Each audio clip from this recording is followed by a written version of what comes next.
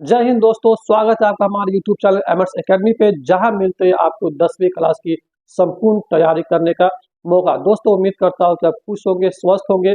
तो दोस्तों, आज हम क्लास स्टार्ट करते हैं यूरोप में राष्ट्रवाद। लेकिन उससे पहले आप करें एक छोटा सा काम। अगर आप चैनल पे नए हैं तो चैनल को करें सब्सक्राइब और बेल आइकन को प्रेस करना बिल्कुल ना भूलें, ताकि जिसकी नोटिफिकेशन पहुंचे सबसे पहले आपके पास। और वीडियोस को लाइक करें, शेयर करें अपने दोस्तों में, और एक अच्छा सा कमेंट्स करें, ताकि जिससे मुझे मिले मोटिवेशन और हम बनाते रहे आपके लिए इसी प्रकार से नए नए वीडियो जो आपको सहायता प्रदान करे 2025 के बोर्ड एग्जाम में एक अच्छा सा नंबर अचीव करने में। दोस्तों, आज हम बात करेंगे यूरोप में राष्ट्रवाद। इससे पहले इस पे 2 वीडियोज बनाया जा चुका है। अगर आपने उस वीडियो को नहीं देखा है तो उसका लिंक मिल जाएगा आपको डिस्क्रिप्शन में, वहां से जाकर आप जरूर देखें, क्योंकि उसमें 2 नंबरी सवाल को कवर किया गया हुआ। उसमें जो 7 या 8 टॉपिक था उसमें कवर कर दिया गया हुआ। आज हम इसके 2 नंबर वाले सेक्शन में, अभी भी जो दीर्घ उत्तरीय सवाल में आता है, अभी इसकी हम लघु उत्तरीय सवाल की बात कर रहे हैं, जिसमें आज हम बात करेंगे यूरोप में राष्ट्रवाद फैलाने में नेपोलियन किस प्रकार सहायक हुआ। अभी हम लोग जितना भी इस पे क्लास किए कि राष्ट्रवाद के बारे में, इसका टाइटल हमने देखा कि राष्ट्रवाद क्या होता है, और जर्मनी, इटली और जर्मनी की एकीकरण में पढ़े, मेटरनिख युग क्या था, मेजनी कौन था, इस सभी के बारे में पिछले वीडियोज में पढ़ा दिया गया है। आज हम क्लास स्टार्ट करेंगे यूरोप में राष्ट्रवाद फैलाने में नेपोलियन बोनापार्ट किस प्रकार से सहायक हुआ। इससे पहले अगर आपने उस वीडियोज को नहीं देखा है तो आप उस वीडियोज को जरूर देखें, ताकि आपका पूरा कॉन्सेप्ट क्लियर हो जाए। तो दोस्तों, आज का क्लास स्टार्ट करते हैं कि यूरोप में राष्ट्रवाद फैलाने में नेपोलियन किस प्रकार सहायक हुआ। यहाँ पे नेपोलियन कौन था, सबसे पहले आज हम इसके बारे में डिस्कस करेंगे कि नेपोलियन था कौन। तो नेपोलियन एक सेनापति था। नेपोलियन फ्रांस की क्रांति में एक सेनापति का यहाँ पे रोल निभा रहा था। और यूरोप में राष्ट्रवाद को फैलाने में फ्रांस की क्रांति के बाद नेपोलियन के आक्रमण ने महत्वपूर्ण योगदान दिया। और जो यूरोप में जहाँ राष्ट्रवाद की भावनाओं का बहुत ही अभाव था, जिसके वजह से वहाँ बहुत सारी समस्याएं उत्पन्न हो रही थी। लेकिन जब यूरोप में राष्ट्रवाद को फैलाने की बारी आई, जहां नेपोलियन का एक अहम रोल था, जिसने फ्रांस की क्रांति के बाद नेपोलियन ने आक्रमण में एक महत्वपूर्ण योगदान दिया। जिस प्रकार से इसमें देखा गया कि मेटरनिख और मेजनी का किस प्रकार से रोल था, ऑस्ट्रिया इसमें किस प्रकार से एक बाधा बना हुआ था, उसी प्रकार से यहाँ पर इसका नेपोलियन का योगदान था, जिसके योगदान से यूरोप में राष्ट्रवाद फैल सका। यूरोप के कई राज्यों में नेपोलियन के अभियान से नव युग का संदेश पहुंचा, और नेपोलियन वहां पर अपने एक नए नए प्रकार के आइडियाज को, नए नए प्रकार के यह संदेश को लोगों तक पहुंचाए, ताकि जिससे वहां जिस यूरोप में अगर किसी व्यक्ति के अंदर राष्ट्रवाद की भावना की कमी हो तो उसको पूरा किया जा सके, एक संदेश दिया जा सके।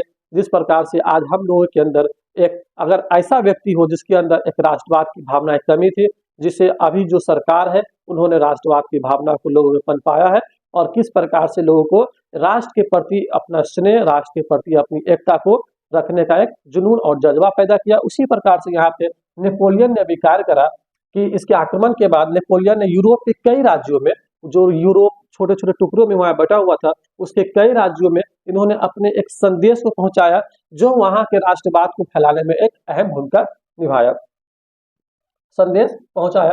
नेपोलियन ने इटली और जर्मनी के राज्यों को भौगोलिक नाम की परिधि से निकालकर नेपोलियन इटली और जर्मनी के राज्यों को, इटली और जर्मनी का कुछ राज्य था जिसको केवल एक भौगोलिक नाम के ऊपर रखा गया था, लेकिन इसका उद्देश्य ये था कि उस एरियाज को, यानी कि इटली और जर्मनी का कुछ ऐसा एरिया था जिसको केवल एक भौगोलिक परिधि के नाम पे रखा गया हुआ, उसको वहां से निकाल दिया जाए, उसको इस भौगोलिक नाम परिधि से हटा के, और यहाँ पर भौगोलिक और राजनीतिक रूपरेखा प्रदान करना था, कि उसको एक भौगोलिक और राजनीतिक रूपरेखा प्रदान किया जा सके, ताकि वहाँ की जनता में जो समस्या हो, जो परेशानियां हो, और जो राष्ट्रवाद की भावना में हीनता हो, उसको दूर किया जा सके।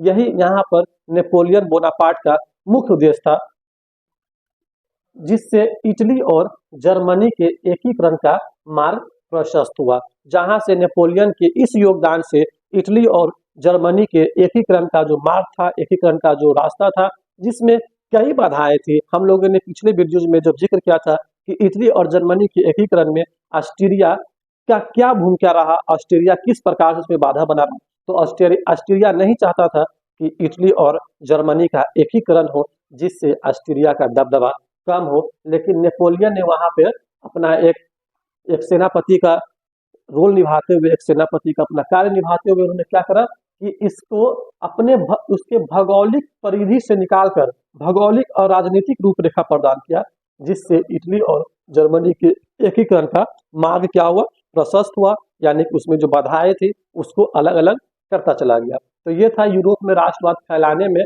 यहाँ पर फैलाने में एक मिस्टेक है, फैलाने में नेपोलियन बोनापार्ट किस प्रकार से सहायक हुआ। दोस्तों अगर इसका आप नोट्स नहीं बना रहे तो आपको इसके पीडीएफ का लिंक मिलेगा डिस्क्रिप्शन में, या आप जाके कमेंट सेक्शन में कमेंट्स करें, जहां पे आपको व्हाट्सएप पे भी इसका पीडीएफ प्रोवाइड करवा दिया जाएगा। अब हम बात करेंगे विलियम प्रथम के बगैर जर्मनी का एकीकरण बिस्मार्क के लिए असंभव था।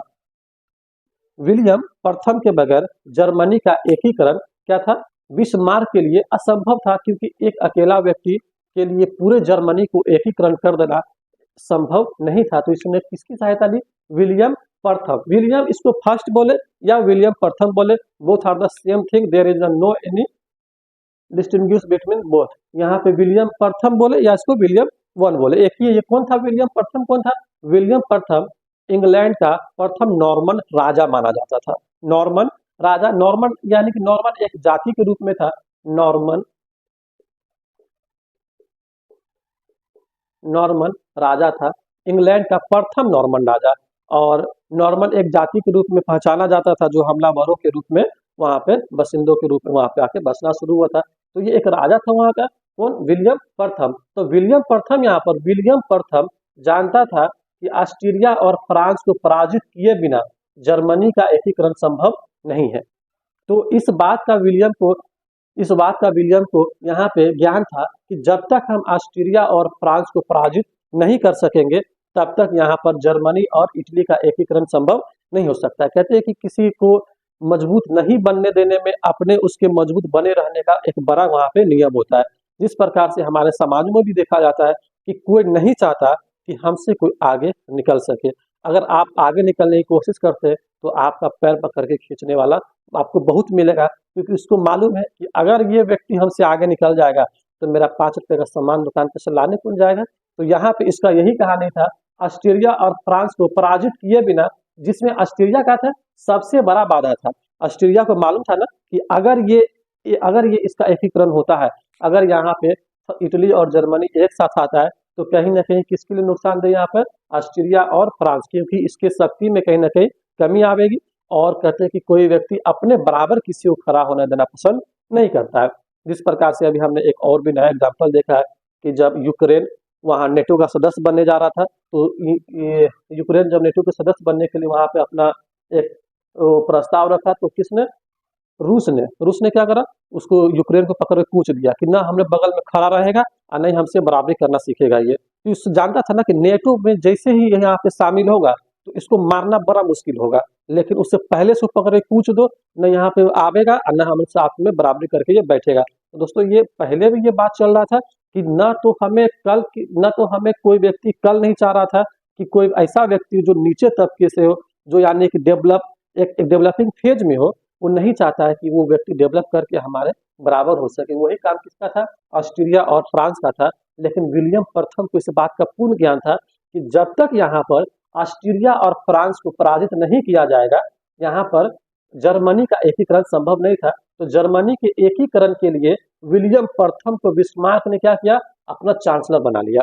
चांसलर यानी कि इससे पहले वाला क्लास में चांसलर का जब जिक्र किया गया था, उसके बारे में बताया गया था कि चांसलर गवर्नर को बोला जाता है, कि जैसे कि जिस प्रकार से हर एक स्टेट में अपना अपना गवर्नर एक नियुक्त किया जाता है, उसी प्रकार से यहाँ पर इन्होंने क्या किया, इसका इंग्लिश वर्ड है, एक लैटिन वर्ड है, जो यहाँ पर जर्मनी के एकीकरण के लिए विलियम प्रथम ने क्या किया। विलियम प्रथम को तो मालूम था कि हम अकेला लड़ भी नहीं सकते, और इसको हराए बगैर, किसको, ऑस्ट्रिया और फ्रांस को पराजित किए बगैर यहाँ पर इटली और जर्मनी का एकीकरण संभव ही नहीं है। इसने क्या किया, इसको बिस्मार्क को कहते हैं कि एक दोस्त को अपने साथ जोड़ लो ताकि मदद मिल सके लड़ाई लड़ने में।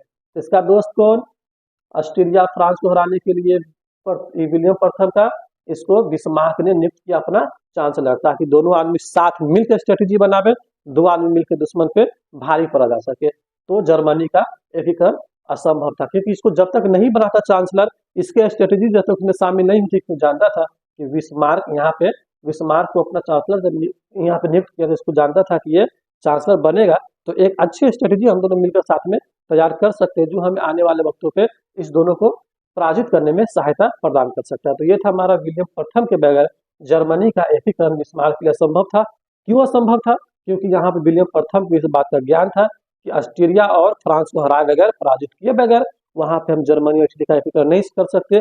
लेकिन कोई व्यक्ति हमारे साथ तभी जुड़ेगा जब उसको किसी प्रकार की लालच दी जाए। लालच क्या था यहाँ पे? उसको चांसलर बना दिया कि आइए आप हमारे साथ में, दोनों आदमी मिलकर साथ में लड़ेंगे और यहाँ पे जर्मनी और इटली का एकीकरण कर सकते हैं।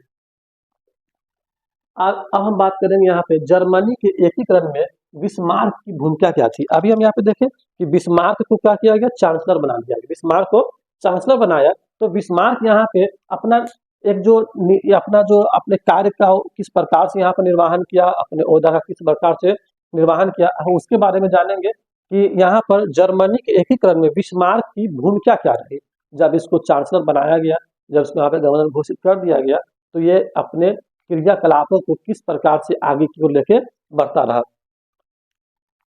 बिस्मार्क पर्सा के शासक विलियम का चांसलर था। अभी हमने यहाँ पे जिक्र किया कि इसको विलियम प्रथम ने क्या करा था? इसको अपना चांसलर बनाया। उसी को यहाँ पे एक रिमाइंडर दिया गया कि बिस्मार्क क्या था? पर्सा के शासक का, यानी पर्सा को जो यहाँ पे राजा था, कौन था? विलियम प्रथम। विलियम प्रथम का चांसलर था बिस्मार्क, और जर्मन डाइट्स में पर्सा का प्रतिनिधि था। और जर्मन डाइट जो एरिया था वहां पे क्या था? वो एक उसका प्रतिनिधि कर रहा था वहां पे, उसको अपने दिशा निर्देश के उस चीज को वो आगे की ओर बढ़ा रहा था। बिस्मार्क हीगेल के विचारों से बहुत प्रभावित था। कहते हैं कि हर किसी का कोई ना कोई एक आइडियल होता है जिसको हम आइडियोलॉजी मानते हैं। उसी प्रकार से जब हम आगे बढ़ रहे होते हैं या फिर बचपन में ही होते थे, एक अपना एक ख्वाहिश होता है कि हम किससे अपना हम किससे इंस्पायर करते हैं, हम प्रेरणा किससे लेते हैं, या मेरा आइडियल कौन होता है। हर किसी का एक अलग अलग प्रकार से आइडियल होता है। किसी का हीरो होता है, किसी का फुटबॉलर होता है, किसी का क्रिकेटर होता है, और भारत में अमूमन लोगों का डॉक्टर एपीजे अब्दुल कलाम यहाँ पे आइडियल माना जाता है। लेकिन ये किसके बातों से प्रभावित था? और जिसको जो व्यक्ति अपना आइडियल मानता है, उसके कही गई बातों को अपनी जिंदगी में वो लागू करना, उसके बाद से जो है उसे कही गई बातों पे उसको फॉलो करते हुए आगे बढ़ के उसका ये उम्मीद होता है कि अगर ये मेरा आइडियोलॉजी है, ये मेरा, तो इसके बताए गए दिशा निर्देश पे, इसके बताए गए रास्ते पे चलकर हम भी वो कामयाबी अचीव कर सकते हैं जो हमने अपने दिल में देख रखा हो। तो यहाँ पे क्या कि हीगेल के विचारों से प्रभावित था। बिस्मार्क रक्त एवं लौह की नीति का अवलंबन किया। जर्मनी के एकीकरण के लिए पर्सा का डेनमार्क में ऑस्ट्रिया और फ्रांस से युद्ध हुआ। और जब यहाँ पे जर्मनी का एकीकरण के लिए, जब वहां पे, क्योंकि एकीकरण कोई सामान तो है नहीं कि उसको उठा के दे दिया जाए, किसी भी प्रकार का जब उसको एकीकरण करते हैं या फिर किसी भी ऐसे चीजों को हम यहाँ पे जब एक साथ लाना चाहते हैं, तो कोई सामान तो है नहीं, तो उसको उठाया, उसको रख दिया गया, उसको उठाया और एक जगह से उठा के जगह रख दो। उसके लिए क्या करना होता है? कुछ पाने के लिए कुछ खोना होता है, क्योंकि बिना युद्ध किए हुए अपना अधिकार नहीं मिल सकता। अधिकार की जैसे बात है तो वहां पे आपको लड़ना है। बिना लड़े हुए अधिकार नहीं मिल सकता। बिना लड़े हुए तो भीख मिलता है दुनिया में, बिना लड़े हुए अधिकार नहीं मिल सकता। तो यहाँ पे क्या बोला गया हुआ कि इन्होंने बिस्मार्क रक्त एवं लौह की नीति का अवलंबन किया और जर्मनी के एकीकरण के लिए डेनमार्क में, कहा एरिया? डेनमार्क, ऑस्ट्रिया और फ्रांस से युद्ध किया। जो सन 1866 ईस्वी में ऑस्ट्रिया और फ्रांस के बीच सडेवा का युद्ध हुआ था। ये ऑब्जेक्टिव में हमेशा ये पूछे जाने वाला सवाल है कि सडेवा का युद्ध कब हुआ? सडेवा का युद्ध कब हुआ? इससे, क्योंकि जो यहाँ पर रेड पेन से इसीलिए यहाँ पे इसको लिखा गया हुआ है ताकि बच्चा इस पे फोकस करे। 1866 ईस्वी में सडेवा का युद्ध हुआ, और जब इसका ऑब्जेक्टिव जब पढ़ाया जाएगा तो उसका पीडीएफ आप लोग को प्रोवाइड करवा दिया जाएगा। लेकिन फिर भी समझने के लिए यहाँ पे दिया गया हुआ है कि 1866 में कब? यहाँ पे ऑस्ट्रिया और फ्रांस के बीच। या तो हमसे ये जिक्र किया जाए कि सडेवा का युद्ध कब हुआ, किस साल हुआ, तो 1866। और किसके बीच हुआ? तो ऑस्ट्रिया और फ्रांस के बीच सडेवा का यहाँ पर युद्ध हुआ था। सन 1864 में पर्सा ऑस्ट्रिया के साथ मिलकर, यहाँ पे कौन? पर्सा ऑस्ट्रिया के साथ मिलकर डेनमार्क पर क्या किया? हमला किया। और सन 1871 ईस्वी में फ्रांस और पर्सा के बीच सेडान का युद्ध हुआ। ये सेडान का युद्ध था जो यहाँ पे कब हुआ? यहाँ पे हम देख रहे थे कि सडेवा का युद्ध 1866 ईस्वी में, और सेडान का युद्ध कहाँ हुआ? सन 1871 ईस्वी में। यानी कि एक बार से मन भरा नहीं तो दोबारा गया लात खाने के लिए, चले एक दफे और लात खा के आते हैं। तो यहाँ पे इसके 1866 ईस्वी से यहाँ पे काम बना नहीं, फिर बोला कि एक दफे और चलते, कहाँ 1871 ईस्वी में किसका युद्ध लड़ा यहाँ पे जाकर, फ्रांस और पर्सा के बीच सेडान का युद्ध हुआ। 10 मई 1871 ईस्वी को फ्रांस के बीच एक फ्रैंकफर्ट की संधि हुई। या तो फिर हमसे ये पूछा जाए कि फ्रैंकफर्ट की संधि कब हुई, तो 1871 ईस्वी में। या फिर किसके बीच हुआ फ्रैंकफर्ट की संधि, स्थापित किसके बीच हुआ, तो यहाँ पे किसके बीच, फ्रांस और सेडान का युद्ध हुआ, और 18 फ्रांस के बीच यहाँ पे फ्रैंकफर्ट की संधि हुई। फ्रैंकफर्ट की संधि से ये हुआ ना कि फ्रांस पे एक प्रकार का वहां पर बैन लगाया गया और उस पे जुर्माना लगाया गया कि यहाँ पे जो भी नुकसान हुआ है अब भरपाई आपको करना होगा। तो इस पे जो फ्रांस पे जो जुर्माना लगाया गया था वो 20 करोड़ पाउंड का यहाँ पे जुर्माना लगाया, जो इसको आगामी 3 वर्षों में पे करना था। किसको, यहाँ पे यहाँ पे फ्रैंकफर्ट की जो संधि हुई, किसके बीच यहाँ पे संधि कर दिया गया, फ्रांस और पर्सा के बीच सेडान का युद्ध हुआ। तो यहाँ पर एक फ्रांस के बीच, फ्रांस और पर्सा, तो पर्सा के लिए इसको जो पर्सा में जो यहाँ पे जो नरसंहार हुआ, जेनोसाइड हुआ, उसको जो है पूरा करने के लिए यहाँ पे क्या बोला गया, 20 करोड़ पाउंड का इस पे फ्रांस पे यानी कि इसको फाइन मारा गया, इस पे जो है जुर्माना लगाया गया ताकि इसका जो यहाँ पे नुकसान हुआ उसको पूरा किया जा सके। क्योंकि कई बार होता है कि युद्ध में जो देश थोड़ा मजबूत होता है वो उस पर ज्यादा हमला बढ़ चढ़ के करता है, तो जो कमजोर मुल्क होता है उस पर कहीं ना कहीं ज्यादा एक जेनोसाइड होता है, वहाँ पे जो है जान माल की क्षति अधिक होती है। तो उसको पूरा करने के लिए अभी कौन है, यूएन है। यूएन में जब वहाँ पे बात को रखा जाता है कि भैया हमको अच्छा से पूछ के चला गया है, पूछा भी है और उसके बाद से जो है बर्बादो किया है, तो उसके लिए क्या था, कोई नहीं है, पूछ दिया है ना, तो यहाँ पे ले लो पैसा। किस प्रकार से गांव समाज में ठोक देता है कि बच्चा को ठोक दिया, उड़ा दिया, तो कोई नहीं, जाके डॉक्टर से इलाज करवा दो, ठीक हो जाएगा वो। तो उसी प्रकार से यहाँ पे था। तो ये क्या किया यहाँ पे, फ्रांस परसा को तो कूच दिया अच्छा से कि लो लबर लबर करोगे जैसे बीच में पकड़ के कूच देंगे। लेकिन उसके बाद जब बोला गया कि नहीं, अब कूचना काटना बड़ा हुआ, अब जो यहाँ पे शांति को स्थापित किया जाए, तो यहाँ पे क्या बोला गया कि फ्रैंकफर्ट की संधि हुई, उसके तहत किसको, फ्रांस को जुर्माना मारा गया 20 करोड़ पाउंड का। लेकिन उसके लिए नियम रखा गया कि एक ही बार में 20 करोड़ पाउंड नहीं देना है, उसको जो है आगामी 3 वर्षों में, अर्थात कि अगर मान लेते अभी के हिसाब से या उसी के वर्ष के हिसाब से 1871 में हुआ, तो इसको 1871 से लेकर 3 वर्ष के बीच में इसको दे देना पूरा 20 करोड़ पाउंड का, यहाँ पे इसको जुर्माना जो लगाया गया था उसको दे दिया। कि संधि हुई इस तरह से सन 1871 ईस्वी में जर्मनी का एकीकरण पूर्ण हुआ।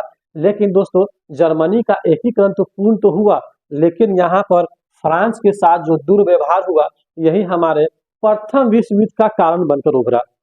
यहाँ पे फ्रांस के साथ जो दुर्व्यवहार का जो, यानी कि इसको जो जुर्माना लगाया गया, इसको क्या समझा कि मेरे साथ कहीं ना कहीं दुर्व्यवहार किया गया हुआ है, और यही इसकी भावना लोगों के बीच में, और यहाँ पर जो फ्रांस के जो दिल में जो चिंगारी भरा, जो जाके कब, हम सब को मालूम होना चाहिए कि यहाँ पे 1914 ईस्वी से 1918 के बीच में क्या चला था, यहाँ पे प्रथम विश्व युद्ध, फर्स्ट वर्ल्ड वॉर, उसका नींव कहाँ से डलाया, तो यहाँ से फ्रैंकफर्ट की संधि से इसके बीच संधि हुआ। इसको बुलाया कि आप इसको 20 करोड़ पाउंड का जुर्माना दीजिए।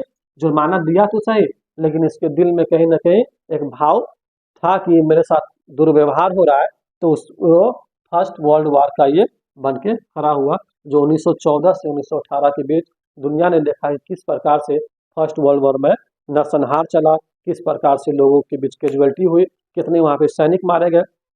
इसके बारे में हम अगल के टॉपिक में पढ़ेंगे। उम्मीद है कि यहाँ तक आप लोगों को समझ में आया हो। अगर समझ में आया हो तो वीडियो को शेयर करें, लाइक करें, कमेंट जरूर करें। अगर अभी तक आपने चैनल को सब्सक्राइब नहीं किया तो चैनल को सब्सक्राइब जरूर करें, और बेल आइकन को प्रेस करना बिल्कुल ना भूलें, ताकि इससे जुड़ी हुई जितनी भी नई वीडियो आवे उसकी नोटिफिकेशन पहुंचे सबसे पहले आपके पास। जब तक के लिए जय हिंद।